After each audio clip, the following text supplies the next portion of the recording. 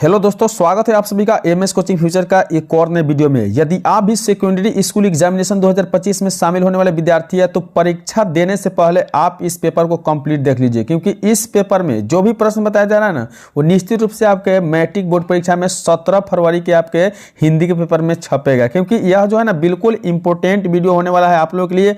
आप अभी तक जितने वीडियो देखे होंगे ना, उस वीडियो से इंपॉर्टेंट है। और आपको बता दें कि इस वीडियो में बताए गए कुल 100 प्रश्नों में 100 प्रश्न आपको बताया जाएगा इस वीडियो में। और बिल्कुल इस क्लास में 100 प्रश्न जो है ना, इस 100 प्रश्न में से अगर आप 70 से 80 प्रश्न को सही कर देते हैं ना, तो निश्चित रूप से आपके बोर्ड एग्जाम में समझिए कि हिंदी की तैयारी पूरी कंप्लीट हो जाएगी और आप 50 ऑब्जेक्टिव सही करके चले आइएगा। तो जितने विद्यार्थी 17 फरवरी को हिंदी के पेपर देने जाने वाले हैं ना, बिल्कुल इस वीडियो को कंप्लीट देख लीजिए, क्योंकि इस वीडियो को देखने के बाद आपको दूसरा वीडियो देखने की जरूरत नहीं होगा। तो चलिए आपको बता दें कि आपके पास जब भी जो है ना हिंदी का पेपर मिलेगा ना, तो प्रथम पाली वाले के लिए 101 कोड होगा, द्वितीय पाली के लिए 201 होगा।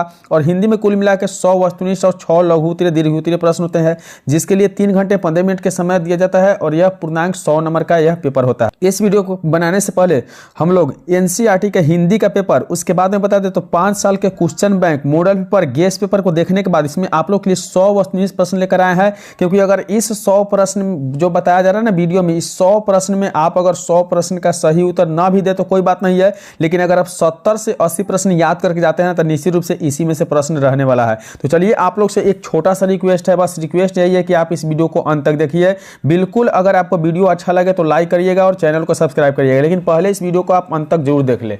तो पहला प्रश्न आप देख पा रहे हैं, दिया हुआ है कि श्रम विभाजन और जाति प्रथा के लेखक कौन है। बिल्कुल चुना हुआ प्रश्न है, पूरे किताब से चुनकर, पूरे मॉडल पेपर से चुनकर आपको यह प्रश्न देखने के लिए मिल रहा है। चलिए, तो जो श्रम विभाजन और जाति प्रथा जो है ना, इसके लेखक बाबा साहेब भीमराव अंबेडकर जी है। ऑप्शन बी राइट हो जाएगा। और इस वीडियो में जितने भी प्रश्न बताया जा रहा है ना, उस सारे प्रश्नों का आप भी उत्तर देते चलिए, अगर आप पहले से याद किए हैं तो, ताकि आपका प्रैक्टिस भी हो जाए। और अंत में आप गिन के बताइए कि कितने प्रश्न का आप उत्तर सही दिए हैं। तो 2 नंबर प्रश्न है कि डॉक्टर भीमराव अंबेडकर का जन्म कहाँ हुआ। तो डॉक्टर भीमराव अंबेडकर का जन्म जो है ना, ये एक महू प्रदेश में यानी मध्य प्रदेश में कहा जाए तो हुआ था। ऑप्शन ए बिल्कुल इसका राइट उत्तर हो जाएगा। 3 नंबर प्रश्न है कि आधुनिक सभ्य समाज श्रम विभाजन को आवश्यक क्यों मानता है। तो आधुनिक सभ्य समाज जो है ना, श्रम विभाजन को आवश्यक क्यों मानता है। तो इसका उत्तर हो जाएगा कार्य कुशलता के लिए मानता है। किसके लिए मानता है? कार्य कुशलता के लिए। ऑप्शन सी बिल्कुल इसका राइट उत्तर हो जाएगा। अगले प्रश्न है 4 नंबर प्रश्न में कि सेन साहब की 5 लड़कियां कैसी थी। तो सेन साहब की 5 लड़कियां जो है ना, याद कर लीजिएगा कि 5 लड़कियां सुशील थी। बिल्कुल डी इसका राइट उत्तर हो जाएगा। और प्रत्येक सुबह 6 बजे और शाम 6 बजे के इस यूट्यूब चैनल के द्वारा इसी प्रकार के वायरल ऑब्जेक्टिव प्रश्न देखने के लिए मिलता है। तो बिल्कुल इस वीडियो को लाइक करके इस यूट्यूब चैनल को सब्सक्राइब जरूर करिएगा, ताकि आपके बोर्ड एग्जाम में अच्छे अंक प्राप्त हो जाएंगे। तो दिया हुआ है 5 नंबर प्रश्न की खोखा के दांत किसने तोड़ा था। तो खोखा के दांत जो तोड़ने वाला था ना, याद रखिएगा कि मदन था। मदन यानी ऑप्शन 20 सही उत्तर हो जाएगा। अगले प्रश्न है कि सेन साहब की कार की कीमत है। तो सेन साहब की कार की कितनी कीमत लगाई गई थी। तो याद रखना है कि 7,500 लगाया गया था। ऑप्शन सी बिल्कुल इसका राइट हो जाएगा। तो बिल्कुल यह आप लोग के लिए प्रैक्टिस सेट ही मान लीजिए, क्योंकि इसमें जितने भी प्रश्न है ना, उस प्रश्न को हम कंप्लीट करेंगे कितने देर में। तो आपके सामने हम 20 से 25 मिनट में कंप्लीट करेंगे। और 100 प्रश्न अगर देख के आप जाते हैं ना, तो 100 प्रश्न में आप 60-70 प्रश्न को सही बना लीजिएगा। तो अगली प्रश्न है कि स्वामी विवेकानंद ने वेदांतियों की वेदांती किसे कहा है। तो स्वामी विवेकानंद वेदांतियों के वेदांती जो कहे थे ना, ये मैक्स मूलर को कहे थे। ऑप्शन ए बिल्कुल इसका सही उत्तर हो जाएगा। अगली प्रश्न है कि मेघदूत का जर्मन में अनुवाद किसने किया था। तो मेघदूत का जो जर्मन था ना, जर्मन में अनुवाद किया था, उसका क्या नाम था। तो 8 नंबर प्रश्न का सही उत्तर हो जाएगा मैक्स मूलर था। क्या था? Max Muller. ऑप्शन सी बिल्कुल इसका राइट उत्तर हो जाएगा। अगली प्रश्न है 9 नंबर प्रश्न में कि प्लेटो और कांट थे महान। प्लेटो और कांट थे महान, वो किस चीज के लिए। तो 9 नंबर प्रश्न देखिए, 9 नंबर प्रश्न है कि दार्शनिक। प्लेटो और कांट थे महान दार्शनिक, यानी ऑप्शन ए राइट उत्तर हो जाएगा। बिल्कुल इस वीडियो में नए एवं पुराने प्रश्न आपको देखने के लिए मिलेगा, क्योंकि देखिए जो 2025 में एग्जाम होने वाली है ना, वो थोड़ा सा नए भी क्वेश्चन आएंगे। तो चलिए 10 नंबर प्रश्न देखिए, दिया हुआ है कि नाखून का इतिहास किस पुस्तक में मिलता है। नाखून का इतिहास जो है ना, याद रखना है कि वह काम सूत्र में मिलता है। ऑप्शन बी बिल्कुल इसका राइट उत्तर हो जाएगा। 11वां नंबर प्रश्न है, द्विवेदी जी ने निर्जल अपराधी किसे कहा? तो द्विवेदी जी द्वारा निर्जल अपराधी जो कहा गया था ना, वो किसे कहा गया था? तो नाखून को कहा गया था। ऑप्शन डी बिल्कुल इसका राइट उत्तर हो जाएगा। अगली प्रश्न है, हजारी प्रसाद द्विवेदी का जन्म कब हुआ?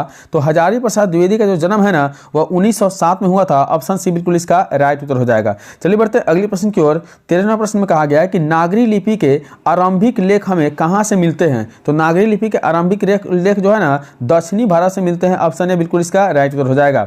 अगली प्रश्न है, नागरी लिपि शीर्षक पाठ किस पुस्तक से लिया गया है? तो नागरी लिपि जो शीर्षक पाठ है ना, वो आपको बता दे कि भारतीय लिपियों की कहानी से लिया गया है। ऑप्शन बी बिल्कुल इसका सही उत्तर हो जाएगा। 15वां प्रश्न है कि रामायण की रचना किस भाषा में हुई थी? तो रामायण की रचना याद रखना है कि संस्कृत भाषा में हुआ था। ऑप्शन सी बिल्कुल इसका राइट उत्तर हो जाएगा। तो हम लोग चलिए इस वीडियो में कंप्लीट करेंगे सभी प्रश्न को, ताकि हमारा जो है ना बोर्ड एग्जाम 17 फरवरी के हिंदी का पेपर होने वाला है, जिसमें एक भी प्रश्न हमें ना छोड़ के आना पड़े। तो बहादुर का पूरा नाम क्या था? याद रखना है कि बहादुर का पूरा नाम दिल बहादुर था, यानी ऑप्शन ए बिल्कुल इसका राइट उत्तर हो जाएगा। तो बिल्कुल इस यूट्यूब चैनल को सब्सक्राइब करिए और वीडियो को लाइक करिए, और जितने भी वीडियो इस यूट्यूब चैनल के द्वारा बन रहा है ना, वो सभी वीडियो को जाकर आप जरूर देखिए।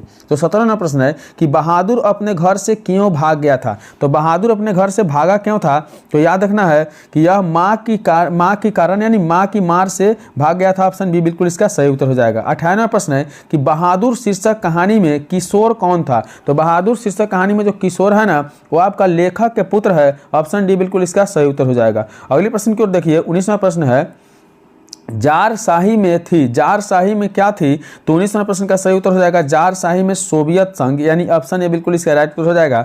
अगले प्रश्न है कि साहित्य की परंपरा का पूर्ण ज्ञान किस व्यवस्था में संभव है? तो साहित्य की परंपरा का जो पूर्ण ज्ञान है ना, याद रखना है कि यह मिस्र जो है समाजवादी व्यवस्था में संभव है। ऑप्शन बी बिल्कुल इसका राइट उत्तर हो जाएगा। बिल्कुल इस वीडियो में जो है ना 100 प्रश्न आपको दिखाया जा रहा है, यानी 100 प्रश्न प्रैक्टिस कराया जा रहा है, ताकि बोर्ड एग्जाम में एक भी प्रश्न ना छूटे। तो वीडियो को जितने भी विद्यार्थी देख रहे हैं लाइक करना है और अंत तक जरूर देखना है। तो अस्मिता का अर्थ क्या है? तो 21 में पूछा गया कि अस्मिता का अर्थ जो होता है ना, पहचान होता है। ऑप्शन सी बिल्कुल इसका राइट उत्तर हो जाएगा।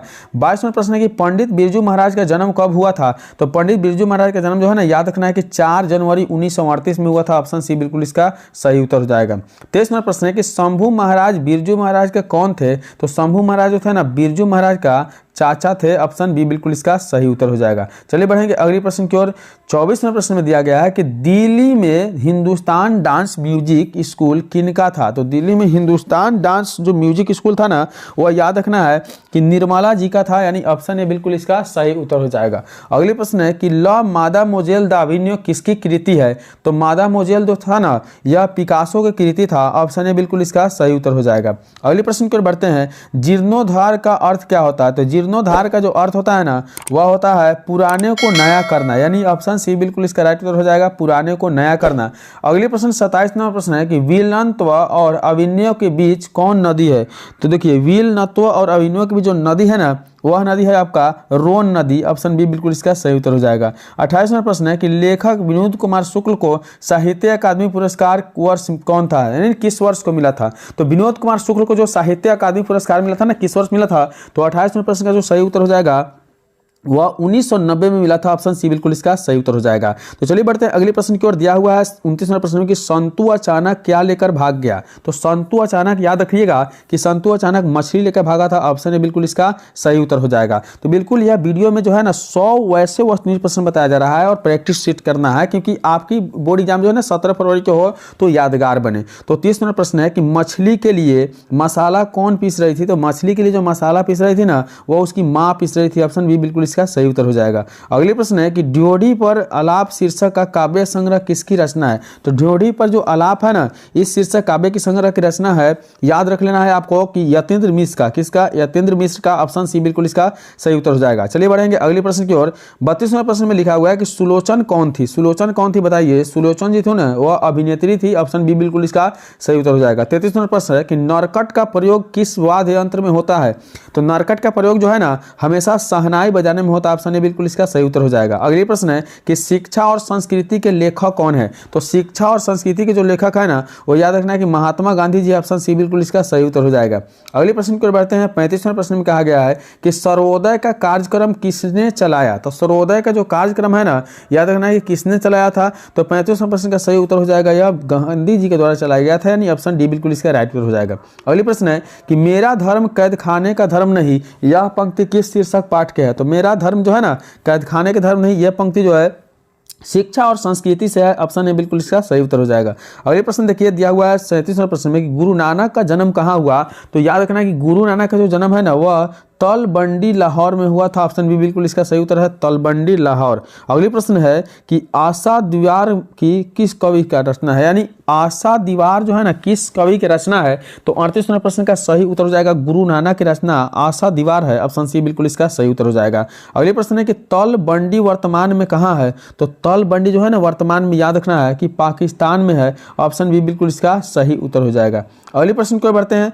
40वां प्रश्न है कि कवि रसखान किस राजवंश से उत्पन्न हुए थे? तो कवि राज जो थे ना, कवि रसखान, वह आपको बता दें कि यह पठान राजवंश से क्या हुए थे? उत्पन्न हुए थे, ऑप्शन ए बिल्कुल इसका सही उत्तर हो जाएगा। कंप्लीट इस वीडियो में हम लोग 100 वायरल ऑब्जेक्टिव प्रश्न देखने वाले हैं। तो जितने भी विद्यार्थी एग्जाम देने जा रहे हैं ना, सारे प्रश्नों को याद कर लीजिए और बिल्कुल आप बोर्ड एग्जाम के हिंदी पेपर में छाप कर चले आइए। तो वीडियो को लाइक करिए, यूट्यूब चैनल को जरूर सब्सक्राइब करिएगा। 41वां प्रश्न है कि तीहूपुर शब्द का अर्थ क्या है? तो तीहूपुर जो शब्द है ना, इसका अर्थ हो जाएगा तीनों लोक, यानी ऑप्शन डी राइट हो जाएगा। अगले प्रश्न है सवैया एवं छंद के सिद्ध कवि थे? तो सवैया एवं छंद के जो सिद्ध कवि थे ना, वह याद रखना है कि रसखान जी थे, ऑप्शन सी बिल्कुल इसका सही उत्तर हो जाएगा। अगले प्रश्न है 43वां प्रश्न कि मीर मुंशी जानकर किस कवि का वध किया था? तो मीर मुंशी जो थे ना, वह वध किए थे घनानंद का, ऑप्शन बी बिल्कुल इसका सही उत्तर हो जाएगा। अगले प्रश्न है कि घनानंद किस धारा के कवि है? तो घनानंद जी थे ना, वो आपको बता दें कि रीति मुक्त धारा के कवि थे, ऑप्शन ए बिल्कुल इसका सही उत्तर हो जाएगा। 45वां प्रश्न है कि कवि ने पर्जन्य किसे कहा है? तो याद रखना है कि कवि द्वारा पर्जन्य जो कहा गया है ना, वह बादल को कहा गया, ऑप्शन सी बिल्कुल इसका सही उत्तर हो जाएगा। तो चलिए इस वीडियो को हम फटाफट कंप्लीट करेंगे और इस वीडियो में जितने प्रश्न बताया जाना ना, सभी प्रश्न आपके बोर्ड एग्जाम में आने वाले हैं। तो एक एक प्रश्न को देखकर आप याद कर लीजिएगा, बीच में वीडियो को छोड़कर नहीं जाना है। तो 46वां प्रश्न में कहा गया कि हिंदुस्तानी नाम सुनी अब ए संकुची लजात, यह पंक्ति किस कविता से लिया गया है? तो हिंदुस्तानी नाम सुनी जो लजात है ना, यह लिया गया है आपको स्वदेशी से, ऑप्शन बी बिल्कुल इसका सही उत्तर हो जाएगा। 47वां प्रश्न है कि भारत सौभाग्य कितना प्रसिद्ध नाटक है? तो भारत सौभाग्य जो है ना, वो आपका प्रेम घन का प्रसिद्ध नाटक है, ऑप्शन ए बिल्कुल इसका सही उत्तर हो जाएगा। अगले प्रश्न है कि सुमित्रा नंदन पंत का जन्म कब हुआ था? तो सुमित्रा नंदन पंत का जो जन्म है ना, वो आपको बता दे 1900 में हुआ था, यानी 1900 ईस्वी में हुआ था, ऑप्शन डी बिल्कुल इसका सही उत्तर हो जाएगा। अगले प्रश्न के बढ़ते हैं। 49वां प्रश्न पूछा गया है कि भारत माँ के श्रेष्ठ मुख की तुलना कवि ने किससे की है? तो भारत माँ के श्रेष्ठ मुख का तुलना है ना, कवि छायायुक्त चंद्र से किया है, ऑप्शन सी सही उत्तर हो जाएगा।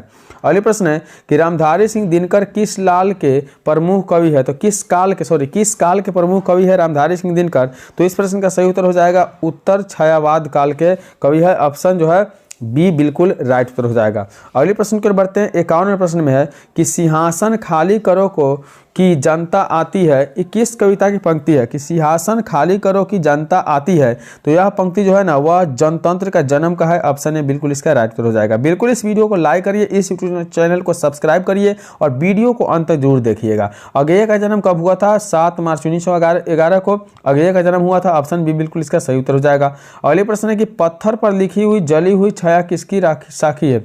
तो पत्थर पर लिखी हुई और जली हुई छाया जो है ना, किसकी साखी है? तो याद रख लेना कि यह साखी मानव की थी, ऑप्शन सी बिल्कुल इसका सही उत्तर हो जाएगा। अगले प्रश्न है 54 नंबर कि एक वृक्ष की हत्या कविता में कवि शहर को किससे बचाने की बात करता है? तो एक वृक्ष की हत्या में कवि जो है ना, शहर से किसके बचाने की बात करता है? तो यह याद रखिएगा कि नदीरों से बचाने की बात करता है, ऑप्शन डी बिल्कुल इसका सही उत्तर है नदीरों। अगले प्रश्न देखिए 55वें प्रश्न में कहा गया कि कवि वीरेन डंगवाल के अनुसार जीवन में महत्वपूर्ण क्या है? तो कवि वीरेन डंगवाल के अनुसार जो है ना, जीवन में महत्वपूर्ण उसकी संघर्ष है, यानी ऑप्शन बी बिल्कुल इसका सही उत्तर हो जाएगा। 56वां प्रश्न है कि अनामिका के पिता का नाम क्या था?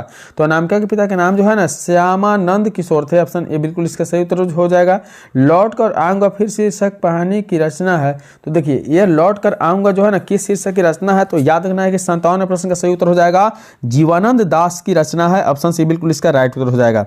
तो चलिए हम अगले प्रश्न की ओर बढ़ते हैं। 58वां प्रश्न है कि दही वाली मंगमा कहानी का कहानीकार कौन है? तो दही वाली मंगमा कहानी का कहानीकार जो है ना वो आपको बता दें कि श्रीनिवास जी हैं। ऑप्शन बी बिल्कुल इसका सही उत्तर हो जाएगा। तो इस वीडियो को जितने भी विद्यार्थी देख रहे हैं ना इस वीडियो को लाइक करिए और यूट्यूब चैनल को सब्सक्राइब नहीं किया तो सब्सक्राइब करिए और बिल्कुल अंत तक देखना है और लास्ट में गिनकर बताना है कितने प्रश्न को आप सही किए थे। तो 59वां प्रश्न है कि स्वेच्छासेवक दल का गठन किसने किया? तो स्वेच्छासेवक दल के गठन जो है ना ये आपको बता दें कि गुण निधि के द्वारा किया गया था। ऑप्शन ए बिल्कुल सही उत्तर हो जाएगा। अगली प्रश्न है कि सीता रुआसी क्यों हो गई?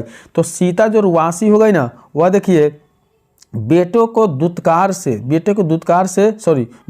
नहीं अपना काला ओढ़ना देखकर ऑप्शन सी बिल्कुल इसका सही उत्तर हो जाएगा। अगले प्रश्न है कि चौ का उच्चारण स्थान क्या है? तो चौ का जो उच्चारण स्थान है ना वह तालु होता है। ऑप्शन बी बिल्कुल सही कर लीजिएगा। व्यंजन के कितने प्रकार होते हैं? 62वें प्रश्न में व्यंजन के याद रखना है कि 3 प्रकार होते हैं। ऑप्शन ए बिल्कुल सही उत्तर हो जाएगा। खेत शब्द क्या है? तो याद रखना है कि खेत जो है ना एक प्रकार के तद्भव शब्द है। ऑप्शन बी बिल्कुल सही उत्तर हो जाएगा। पंकज शब्द है, पंकज कौन सा शब्द है? याद रखना है कि पंकज जो है ना एक देशा शब्द है। ऑप्शन सी उत्तर हो जाएगा। तो बिल्कुल इंपॉर्टेंट वीडियो है आपके बोर्ड एग्जाम के लिए। जितने भी प्रश्न बताए जा रहे हैं सभी प्रश्नों को आप देख कर जाइए और पूरे प्रश्न को सही सही करके आइए। तो जिन संज्ञाओं से एक ही प्रकार की वस्तुओं अथवा व्यक्तियों का बोध होता है उन्हें हम क्या कहते हैं? तो उन्हें हम क्या कहते हैं? तो याद रखिए जाएगा 65वें प्रश्न का सही उत्तर जो हो जाएगा ना उन्हें हम जातिवाचक संज्ञा कहते हैं। ऑप्शन सी राइट उत्तर हो जाएगा।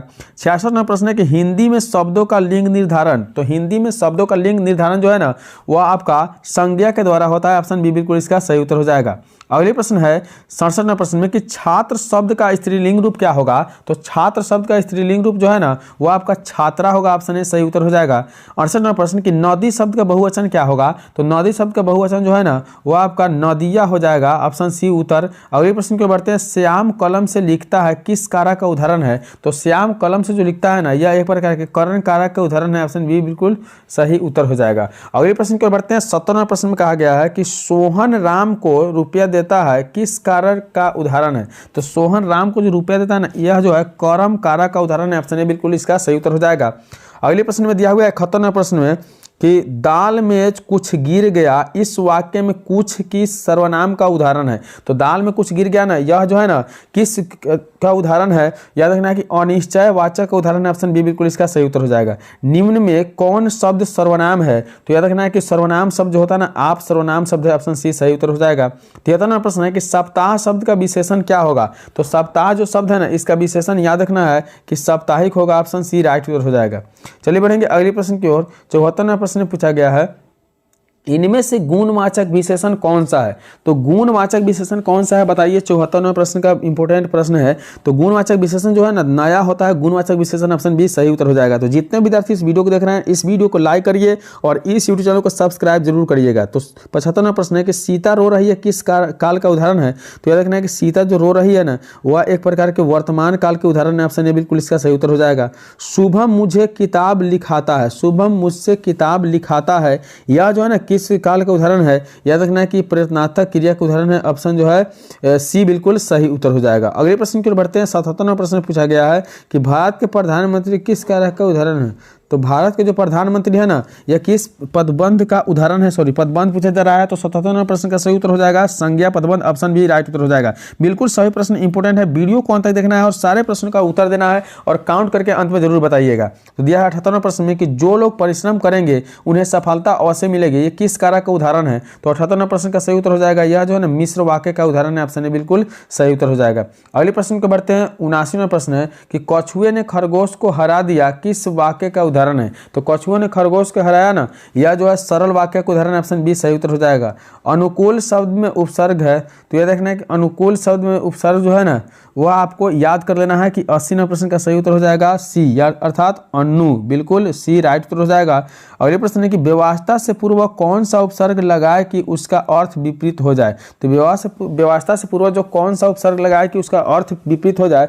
तो 81वां प्रश्न का सही उत्तर हो जाएगा यानी हम लगा सकते हैं यानी ऑप्शन डी बिल्कुल सही उत्तर हो जाएगा। अगले प्रश्न की ओर बढ़ते हैं। 82वां प्रश्न पूछा गया है कि हिंदी में प्रत्यय होते हैं, बताइए हिंदी में प्रत्यय कितने होते हैं। तो याद रखना है कि 82वें प्रश्न का जो सही उत्तर है ना हिंदी में प्रत्यय, वह आपका ऑप्शन दो हो जाएगा, यानी ऑप्शन बी सही उत्तर हो जाएगा, दो। अगले प्रश्न है कि खिलाड़ी शब्द में प्रत्यय है। देखिए खिलाड़ी शब्द में कौन सा प्रत्यय है, तो याद रखना है खिलाड़ी में आड़ी प्रत्यय, ऑप्शन सी बिल्कुल सही उत्तर हो जाएगा। अगले प्रश्न है कि यद्यपि शब्द का संधि विच्छेद क्या होगा, तो यद्यपि जो शब्द का संधि विच्छेद है यदि जोड़ अपी होता है, ऑप्शन ए बिल्कुल सही उत्तर हो जाएगा। चलिए बढ़ेंगे अगले प्रश्न की ओर। हम लोग पूरे 100 प्रश्न देखने वाले हैं इस वीडियो में। दिया हुआ है कि ज्योतिर्मय किस संधि का उदाहरण है, यानी ज्योतिर्मय किस संधि का उदाहरण है। तो 85वां प्रश्न का सही उत्तर हो जाएगा व्यंजन संधि का उदाहरण, ऑप्शन बी सही उत्तर हो जाएगा। अगले प्रश्न है कि सचितानंद शब्द का संधि विच्छेद क्या है। सचितानंद शब्द का संधि विच्छेद जो है ना, याद रख लेना है कि यह सत जोड़ चित जोड़ आनंद होगा, ऑप्शन सी राइट उत्तर हो जाएगा। अगले प्रश्न है भाई बहन कौन सा समास है, तो याद रखिएगा कि भाई बहन जो है ना द्वंद्व समास है, ऑप्शन डी सही उत्तर हो जाएगा। अगले प्रश्न की ओर बढ़ेंगे। दिया हुआ है 88वें प्रश्न में कि विद्यार्थी शब्द कौन सा समास का उदाहरण है। तो विद्यार्थी जो शब्द है ना वो आपका कर्मधारय समास का उदाहरण है, ऑप्शन ए बिल्कुल सही उत्तर हो जाएगा। अगले प्रश्न है 89 नंबर प्रश्न कि अग्नि का पर्यायवाची क्या है। तो अग्नि का पर्यायवाची जो है ना वह है मधुकेतु, मधुकेतु यानी ऑप्शन बी बिल्कुल सही उत्तर हो जाएगा। अगले प्रश्न की ओर बढ़ेंगे। दिया हुआ है 90वें प्रश्न की समूह शब्द का पर्यायवाची शब्द निम्न में से कौन सा होगा। तो समूह शब्द का जो पर्यायवाची है ना याद रखना है कि संग होता है, ऑप्शन सी सही उत्तर हो जाएगा। गृहस्थ शब्द का विलोम शब्द क्या है, तो गृहस्थ शब्द का जो विलोम होगा ना यह आपका याद रखना है कि सन्यासी होगा, ऑप्शन ए बिल्कुल सही उत्तर हो जाएगा। अगले प्रश्न की ओर बढ़ते हैं। 92वां प्रश्न दिया हुआ है कि वीर शब्द का विलोम क्या होगा। तो वीर शब्द का जो विलोम है ना याद रखिएगा कि कायर होता है, ऑप्शन बी सही उत्तर हो जाएगा। अगले प्रश्न है कि जानने की इच्छा केवल के लिए जानने की इच्छा के लिए एक शब्द क्या है, तो उसके लिए जो शब्द है ना जिज्ञासा होता है, ऑप्शन ए सही उत्तर हो जाएगा। अगले प्रश्न है कि जिसके शेखर पसंद होता है उसके लिए शब्द क्या है, तो जिसके शेखर पर चंद होता है ना उसे हम चंद्रशेखर कहते हैं, ऑप्शन बी इसका सही शब्द है। अगले प्रश्न को बढ़ते हैं। देखिए 95वां प्रश्न है कि खून पसीना एक करना मुहावरे का सही अर्थ क्या है। तो खून पसीना एक करना मुहावरे का जो अर्थ है ना वह है कठिन परिश्रम करना, ऑप्शन बी बिल्कुल राइट उत्तर हो जाएगा। तो बिल्कुल इस वीडियो को लाइक करिए, अभी तक यूट्यूब चैनल को सब्सक्राइब नहीं किया तो बिल्कुल सब्सक्राइब करिए, और अंत में आप वीडियो को जितने प्रश्न देखे हैं उसमें कितने सही है गिन के जरूर बताइएगा। फूंक फूंक कर पैर रखना मुहावरे का अर्थ क्या है। तो फूंक फूंक कर पैर रखने मुहावरे का जो अर्थ होता है ना याद कर लीजिएगा कि यह होता है सोच विचार कर काम करना, ऑप्शन सी बिल्कुल सही उत्तर हो जाएगा। अगले प्रश्न देखिए 97वें प्रश्न है कि निम्नलिखित शब्दों में कौन सा शब्द शुद्ध है। तो शुद्ध शब्द को याद रखिएगा कि यह वाहिनी शब्द जो है शुद्ध है, बिल्कुल लिखावट की फर्क है, वाहिनी बिल्कुल शुद्ध है। 98वां प्रश्न है कि निम्न में से कौन शुद्ध शब्द है। तो कौन शुद्ध शब्द है ना याद रखना है कि 98वें प्रश्न का शुद्ध शब्द जो होगा ना वह आपका हो जाएगा आगामी, ऑप्शन सी सही उत्तर हो जाएगा। 99 नंबर प्रश्न है कि कम खाने वाले के लिए एक शब्द क्या है। तो कम खाने वाले के लिए जो शब्द बनता है ना वो अल्पहारी होता है, ऑप्शन ए। अगले प्रश्न 100वें प्रश्न को देखेंगे। दिया हुआ है 100वें प्रश्न में कि आधुनिक शब्द का विपरीतार्थक शब्द क्या होगा। तो आधुनिक शब्द का विपरीतार्थक शब्द जो है ना प्राचीन होता है। तो चलिए इसी के साथ इस वीडियो में 100 प्रश्न कंप्लीट हुआ है, और यहाँ से आपका खंड ब से जो है ना विषयनिष्ठ यानी प्रश्न व उत्तर वाला प्रश्न आएगा। तो बिल्कुल इस वीडियो को शुरू से अंत तक देखें, इसके लिए बहुत बहुत धन्यवाद। वीडियो को लाइक करिए, यूट्यूब चैनल को सब्सक्राइब करिए। चलिए मिलेंगे अगले वीडियो में, तब तक के लिए बाय।